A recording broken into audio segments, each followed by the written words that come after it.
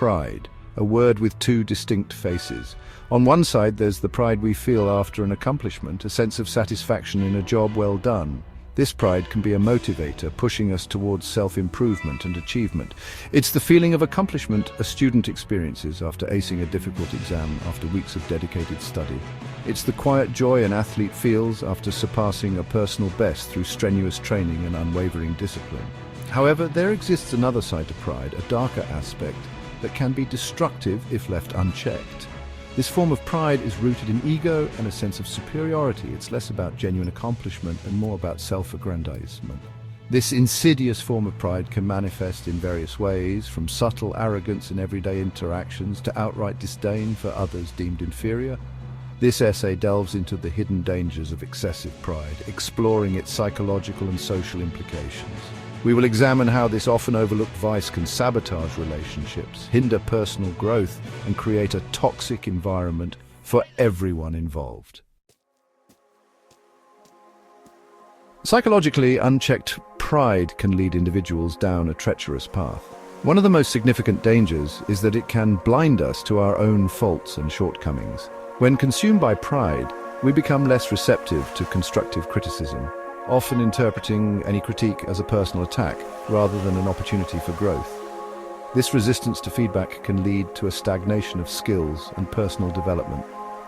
A musician, convinced of their innate talent, might refuse to acknowledge areas needing improvement, their progress stunted by their own inflated ego. Similarly, a writer drunk on past success might dismiss editorial suggestions, their work becoming stale and predictable.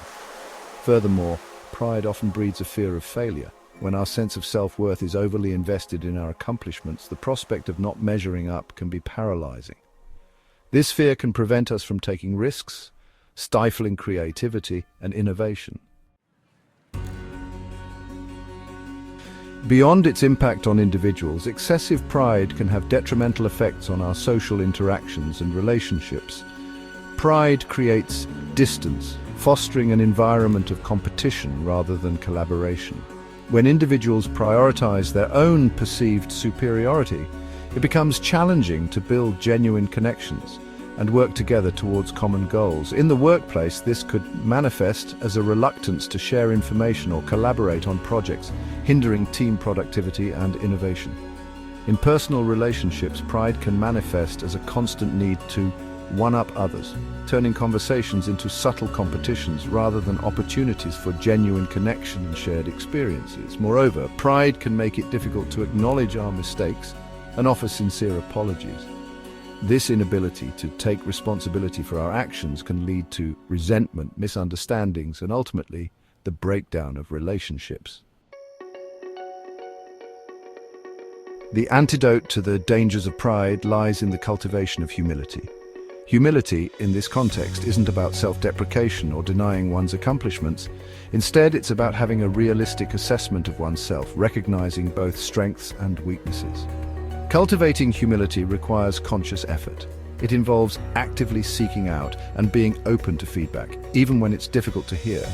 It means acknowledging our mistakes, taking responsibility for our actions, and being willing to learn and grow from our experiences. Humility allows us to celebrate the successes of others genuinely, recognizing that their achievements do not diminish our own. It fosters empathy and understanding, enabling us to connect with others on a deeper level. By embracing humility, we open ourselves up to personal growth, build stronger relationships, and create a more harmonious and fulfilling